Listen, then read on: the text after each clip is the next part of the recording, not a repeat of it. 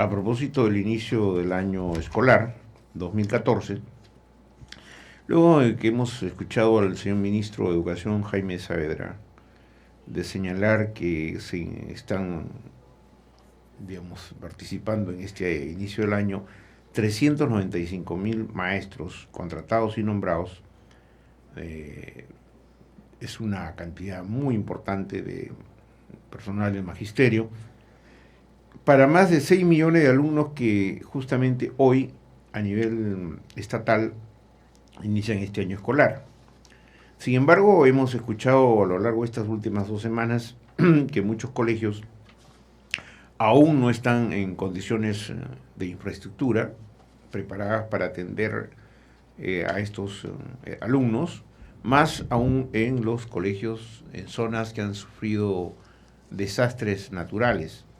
Ese es un problema que todos los años se presenta, pero veamos con nuestros expertos qué solución se le da a esa situación y a cuántos alumnos podría estar comprometiendo ese problema, ¿no? Porque hay zonas del interior del país, tanto en la sierra como en la selva, que han sufrido por las inundaciones, por una serie de factores, el deterioro de su infraestructura, y obviamente eso afecta el desarrollo normal de las actividades educativas, porque los alumnos no tienen dónde ir a, digamos, a estudiar. Lo que se ha anunciado, el viceministro de Educación ha dicho, señor Bolaños, que se han construido módulos prefabricados, ¿no?, de emergencia. En algunos casos me dicen que hay incluso módulos de emergencia ya de hace varios años que siguen operando de gobiernos anteriores. Sería interesante ver de qué manera esos módulos ya se convierten en otra instalación más de mejor resistencia y de mejor calidad para los estudiantes primarios y secundarios. Doctora Teresa Tobar, presidenta del Foro Educativo, y el doctor José Rivero Herrera, miembro del Consejo Nacional de Educación. Bienvenidos, ¿cómo están? ¿Cómo está? ¿Qué tal? Encantado.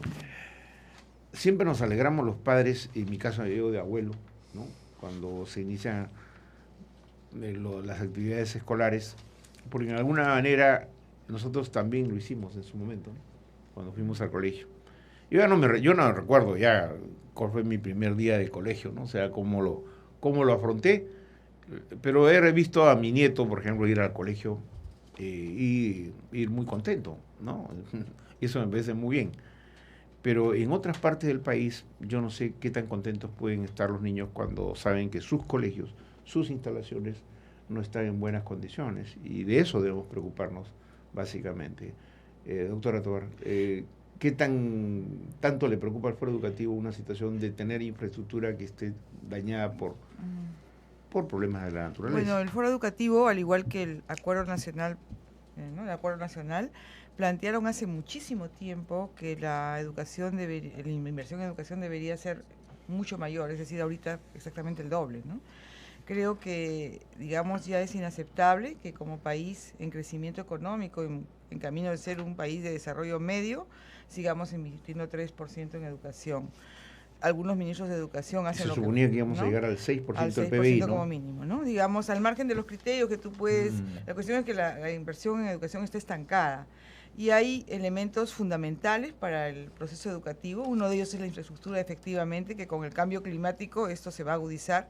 El otro es la carrera docente o los docentes, ¿no? Donde no se está invirtiendo lo que se debiera.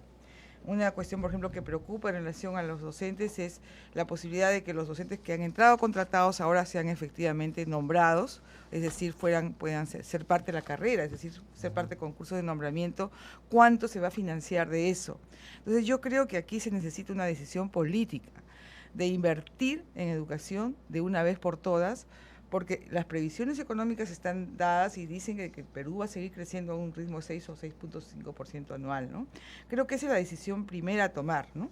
No tanto, solamente exigir al ministro de Educación que ponga módulos de emergencia, ¿no?, que haga lo que pueda. Creo que acá se trata de un asunto mucho más fuerte, que está, ¿no?, que tiene que ver con todo el Consejo de Ministros, con la Presidencia de la República y el Congreso de la República, y una decisión política de carácter nacional. Si bien es cierto, se requiere de mejorar la educación en el país, también es importante la infraestructura, que estamos viendo en estos momentos, se está hablando de colegios que están en mal estado, en Lima y ni qué decir en provincias. ¿Cuál es el estado situacional de estos colegios en materia de infraestructura? A ver, el doctor José Rivero. Mire, todo inicio de año escolar genera esperanza. Esperanza incluso en la escuela más humilde. Sin embargo, esa esperanza choca a veces con realidades que hasta ahora no se modifican. Hay 500.000 de estudiantes que acuden a centros educativos sin servicios de agua ni desagüe. 500.000 de estudiantes que acuden a focos de infección. El Banco Mundial señala que el 27% de nuestros estudiantes no tienen carpetas y el 35% no tienen pizarras. Ayer veíamos con escándalo que pasados cerca de 8 años del sismo de Pisco, hay instalaciones escolares que aún siguen en situación de precariedad. ¿Qué significa esto? Que no hay un Estado que dé real prioridad a la educación. Esta situación, en ese sentido, creo que el ministro Saavedra ha sido muy claro en el sentido de reconocer este déficit alarmante y la necesidad urgente de una mayor inversión en educación. Somos un país que, como todos sabemos, crece aceleradamente desde el punto de vista económico, pero no hay correspondencia entre ese crecimiento y lo que el Estado da para educación. Estamos en una situación realmente deplorable. Por ejemplo, fijémonos el salario de un docente. Tanto la ley de carrera pública magisterial dada por el gobierno de García como la ley de reforma magisterial dada por el actual gobierno parten de una base salarial bajísima. Son 1.200 soles. Acabamos de ver un concurso del Ministerio de Cultura que pone para puestos de guachimán, es decir, con primaria completa, que llegan a 1.900 soles.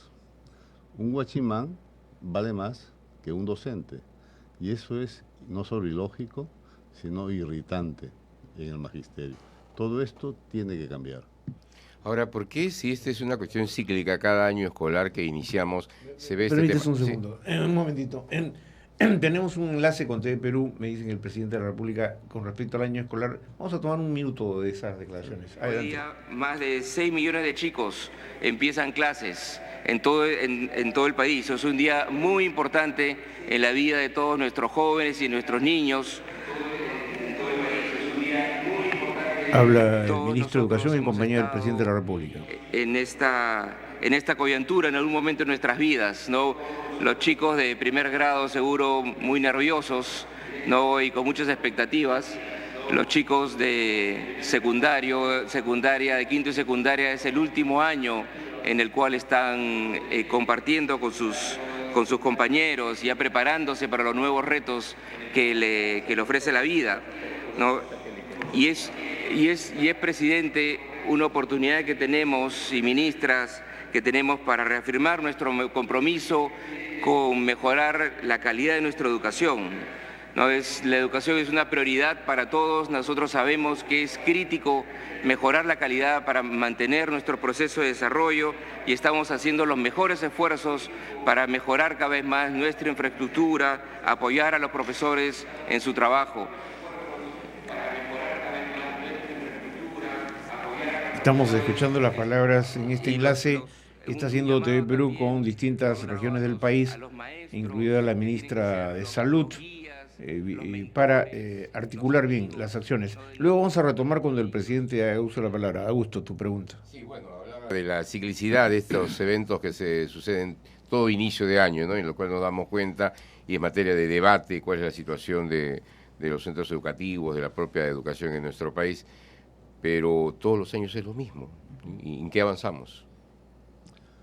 Yo diría que hay un avance este año en cuanto a que no es solo educación el que inaugura el año escolar, también es el Ministerio de Salud, también es MIDIS. O sea, hay una opción intersectorial.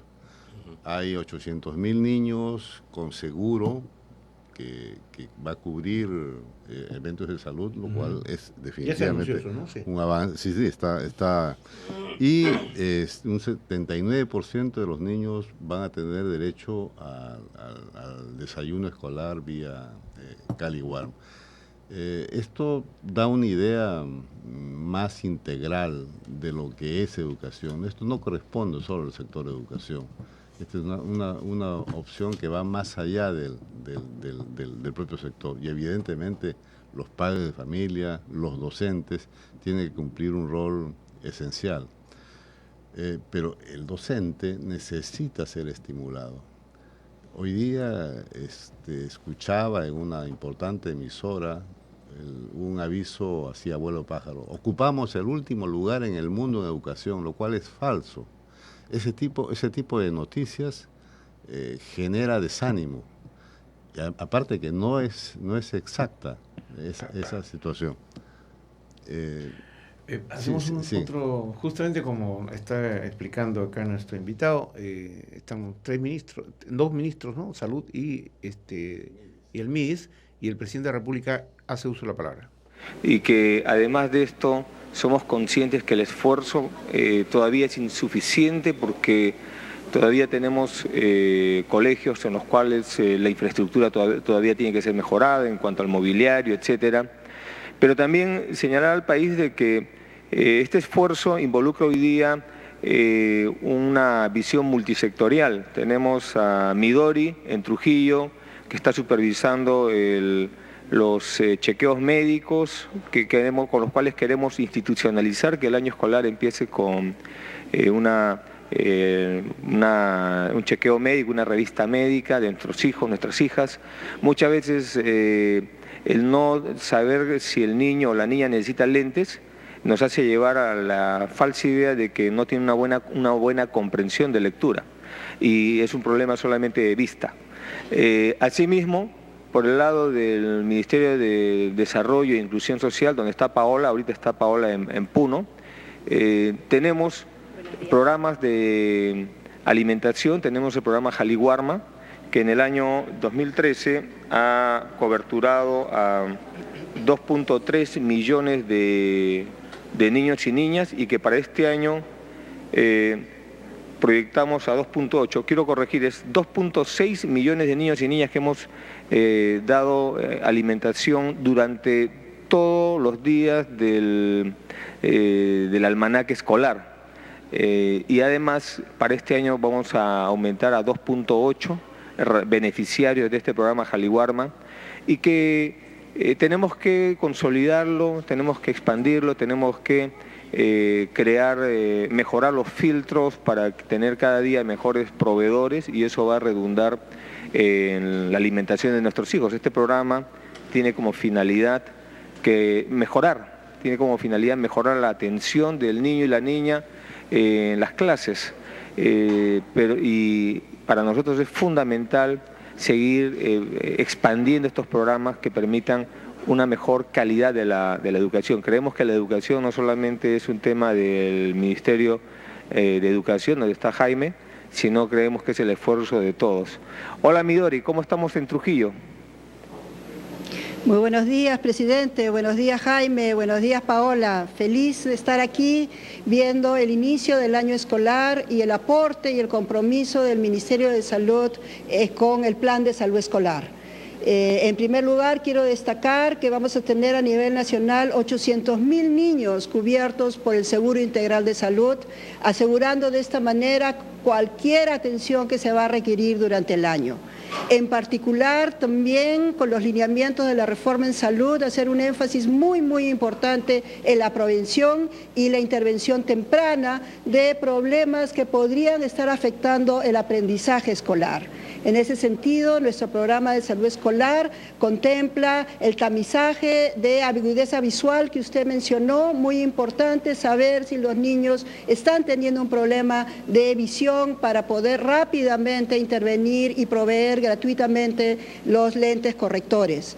También medir la talla, el peso, saber cómo estamos en términos de anemia para descartar también problemas de obesidad, de sobrepeso que afectan el aprendizaje escolar. Y por supuesto también saber si están todos nuestros niños protegidos con nuestras vacunas. No solamente eso, señor presidente, sino también un trabajo muy estrecho con los docentes que nos permite transmitir a la comunidad educativa la importancia de los hábitos saludables, el lavado de manos fundamental. En 20 segundos nos liberamos de 80% de los gérmenes.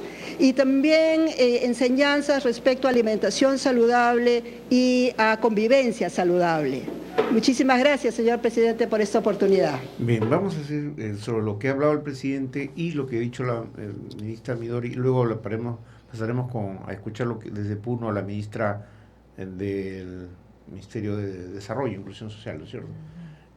Un comentario, doctora. Bueno, sí, como se ha dicho reiteradamente, se trata de un problema integral, ¿no?, del país, pero creo que falta un ministerio ahí, ¿no?, que es el Ministerio de Economía.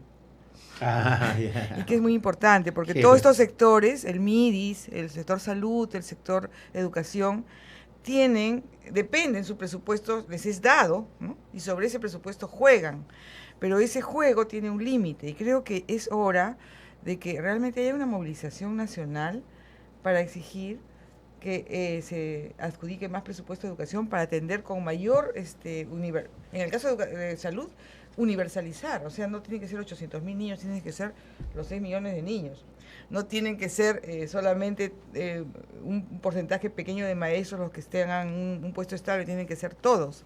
No tienen que ser solamente algunos maestros los que tengan aumentos, sino que la base salarial tiene que ser 2.000 mínimo, ¿no?, para arriba, etcétera, ¿no? Entonces yo creo que en Chile salieron a las calles defendiendo la gratuidad de la enseñanza, la escuela pública, inversión en educación, investigación, ciencia y tecnología. También estamos Vamos atrás. a continuar hablando, pero escuchamos un poquito a la ministra Paola Bustamante. Garantizando inocuidad, garantizando nutrición, como usted ya lo ha señalado, señor presidente. El día de hoy vamos a comenzar aquí en la institución educativa, como en todos los colegios donde estamos con Jaliwarma, primero con el lavado de manos. Es sumamente importante la promoción de hábitos saludables para los chicos y efectivamente podamos iniciar y luego del lavado de manos, que como ha señalado la ministra de Salud, es un momento breve, pero que garantiza que cuando se consuman los alimentos se consuman con las manos limpias y de esa manera reducir los riesgos.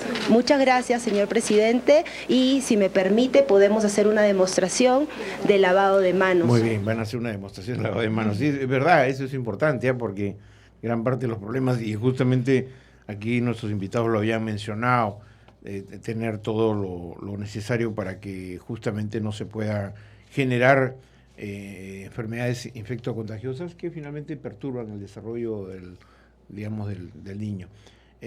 Doctor Rivero, el presidente ha insistido en lo que usted justamente había adelantado, el tema de la infraestructura y muchas otras cosas. ¿Qué cree usted que, desde el punto de vista del eje central de la educación, hay que priorizar? Porque hay que darle mejores condiciones a los 380.000 profesores. Hay que construir una mejor infraestructura o mejor reformar la que existe. Hay que dotarlo de los útiles, ¿no?, en este caso los libros, que dicho sea de paso, ayer un informe televisivo mostraba que algunos libros de ciertas editoriales tienen tremendos errores, o nuevamente se está repitiendo ese tema. ¿Dónde está la prioridad? Varios de los aspectos que usted ha señalado forman parte del conjunto de prioridades que tiene la educación, pero la prioridad central es el maestro.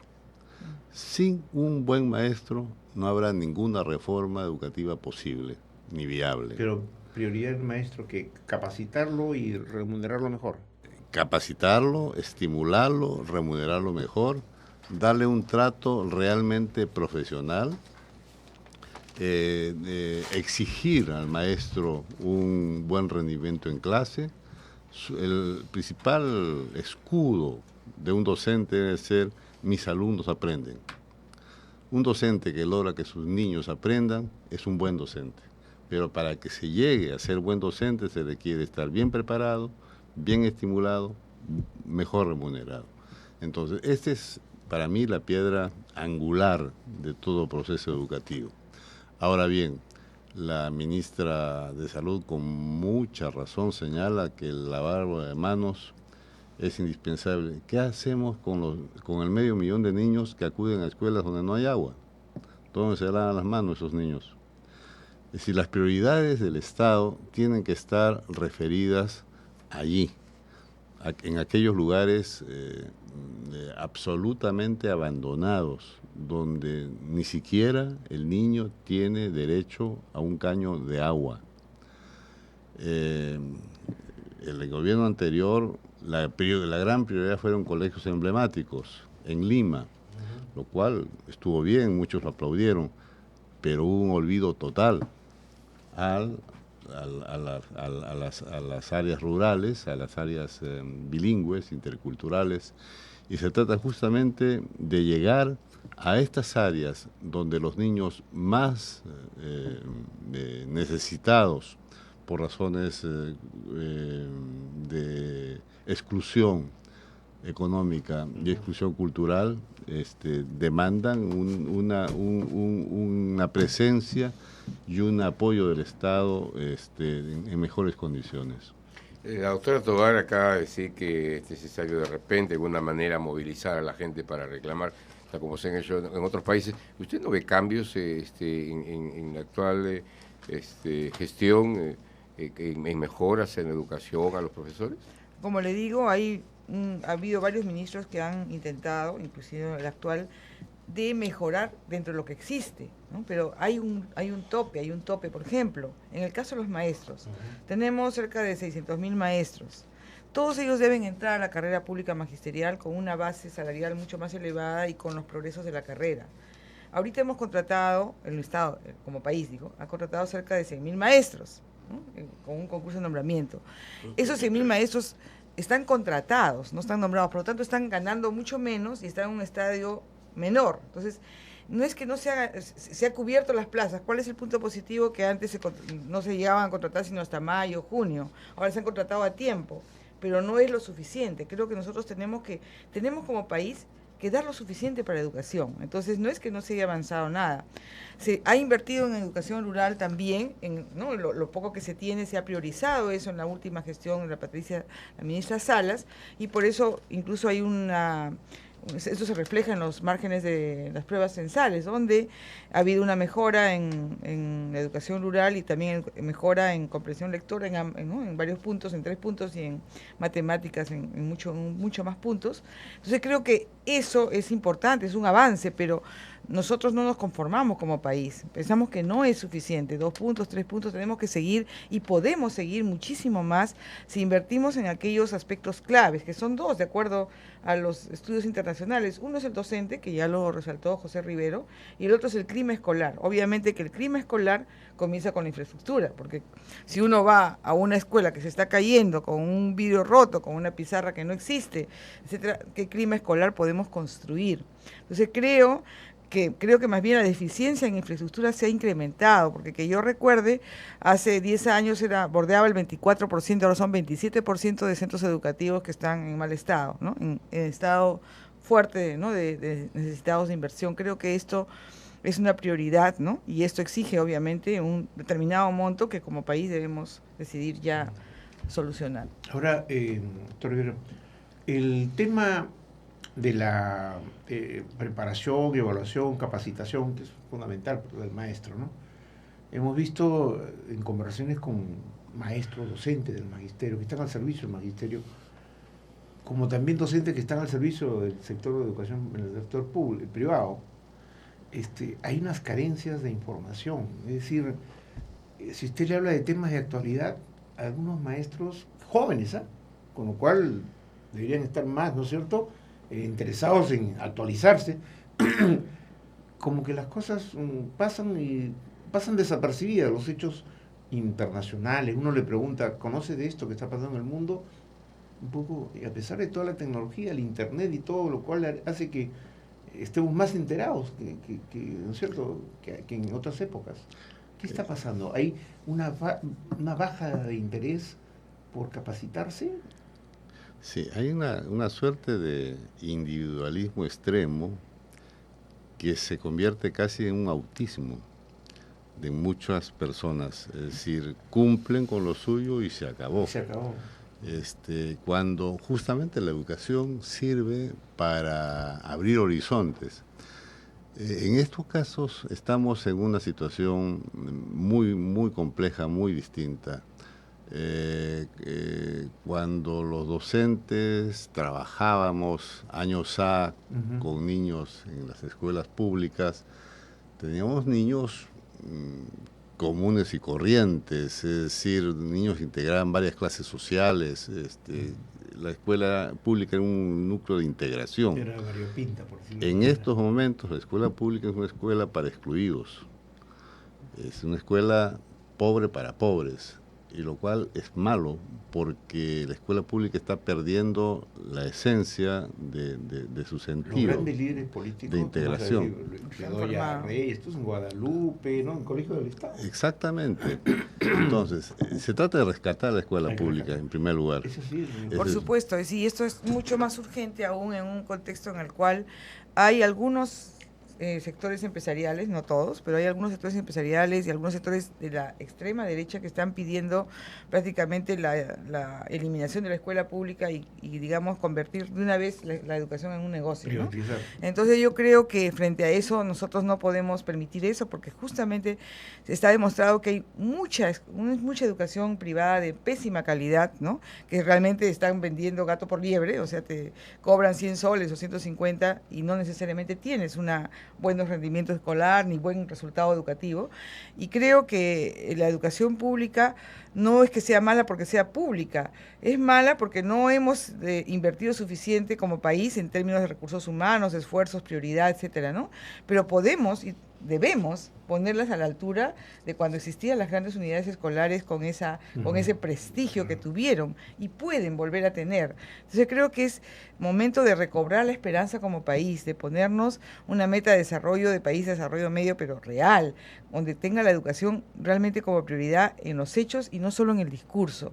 Cuando se dice la educación es prioridad, a mí me da a veces miedo, porque solamente es un hecho discursivo. Es una declaración. En un colegio privado, ¿no?, religioso, pero yo me acuerdo de mi época, cuando estaba ya en secundaria, que con qué orgullo los de Alfonso Ugarte hablaban de su colegio, ¿no? Exacto. Del Melitón Carvajal, y perdone, de Mariano Melgar. Los estudiantes de colegios privados tenían que rendir examen ante un jurado de docentes públicos. Sí, me acuerdo. Incluso cuando llegaba el jurado al colegio, y se ponía nervioso. ¿Sí? Exactamente. ¿Y de dónde? No es el profesor nuestro, ¿no? Venía uno exactamente. designado. ¿No? Exactamente. Y yo me paraba, me acuerdo ahí, a dar el examen oral, ¿no? Con su balota. Con su balota, que había que sacarla. ¿No es cierto? De la balota hay una cajita que ellos tenían que sacar. Miren, todo eso cómo ha cambiado, ¿no? Sí. Claro. Entonces, en estos momentos, por ejemplo... Y uno tenía que ser chancón. Claro. Hay un ingreso masivo de estudiantes, de niños, a tecnología. En estos momentos, los niños están más preparados que sus docentes en materia tecnológica. Y eso también genera diferencias. Y eso genera necesidad de que el docente tenga un ayornamiento también en nuevas tecnologías de información y comunicación. Todo esto es parte de un conjunto que debiera de venir en una formación inicial docente muy diferente a la actual.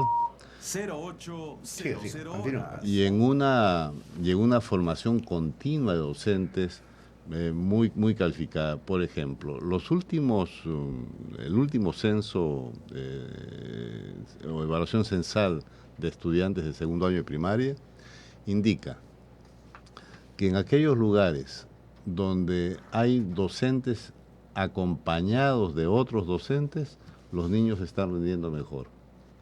Es decir, en lugar de capacitaciones masivas, se pone a un docente más calificado al lado de un docente que está iniciándose y tenemos mejores posibilidades de que este docente aprenda más. Es como ocurre en el sector privado cuando uno recibe un trabajador nuevo, ¿no? Siempre el gerente dice, oye, auxílialo, oriéntalo, exacto, ¿no? Por la experiencia, ¿no? Eso es importante que usted lo mencione, porque ojalá que se aplique eso, ¿no?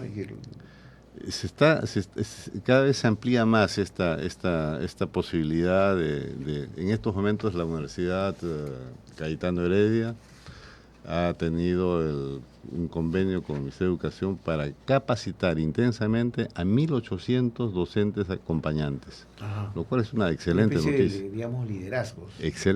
Docentes que van a acompañar a otros a mejorar los aprendizajes de sus alumnos. Doctora Tovar, ¿usted cree que algún momento de nuestra... yo ya ni lo puedo ni siquiera pronosticar, ¿no? Porque yo ya estoy casi ya en la última vuelta de la esquina. Por ahí vamos. No, usted tampoco. Entonces yo digo, ¿qué cambios habrá en la educación? Ojalá, ¿no?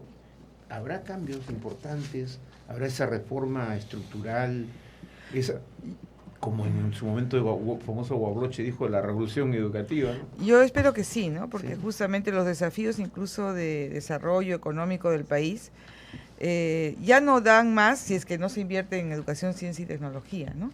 Y también en diversidad cultural. ¿Usted ¿no? cree que si llegamos al 6% del PBI en educación, vamos a lograr ese objetivo?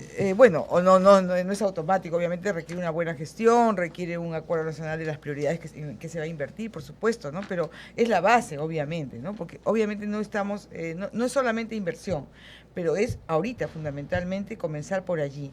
Y luego seguir con el destino de la inversión, ciencia y tecnología, docentes, clima escolar, infraestructura.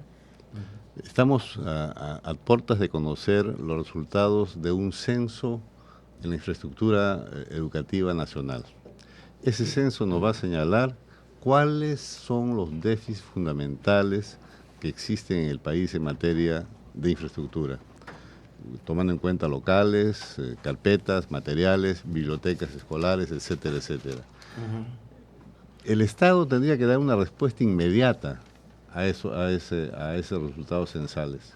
Y ahí vamos a medir cuán cierto es que hay voluntad política para invertir más y mejor en educación. Evidentemente. Más allá del discurso también. Claro. O sea, la decisión política. Claro, evidentemente que un problema central en materia educativa es la mala gestión de los recursos. Porque cada año se incrementan los recursos para la educación. Y cada año el Ministerio de Educación devuelve una suma considerable al retorno al tesoro. Al retorno al tesoro, lo cual es una barbaridad.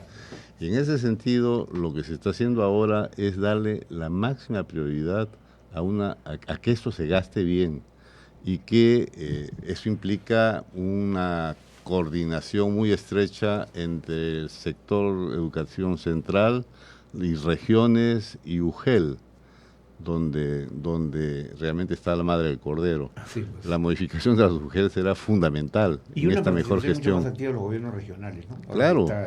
Claro que sí. Y también una posibilidad de extender la ejecución bianual. Yo no entiendo porque hay muchos proyectos de inversión, los famosos PIPs, que no logran, por más eficiente que sea, no alcanzan, ¿no? Por lo menos para algunos proyectos, los grandes proyectos deberían tener ejecución bianual. ¿Por qué tiene que ser anual? Entonces, con esa cuestión anual, el dinero regresa otra vez. Claro, ¿Y de dónde regresa al Ministerio de Economía otra vez? Y tienen que retornar. Y no necesariamente porque haya una mala gestión. Aparte que el dinero del MEF llega tarde a educación.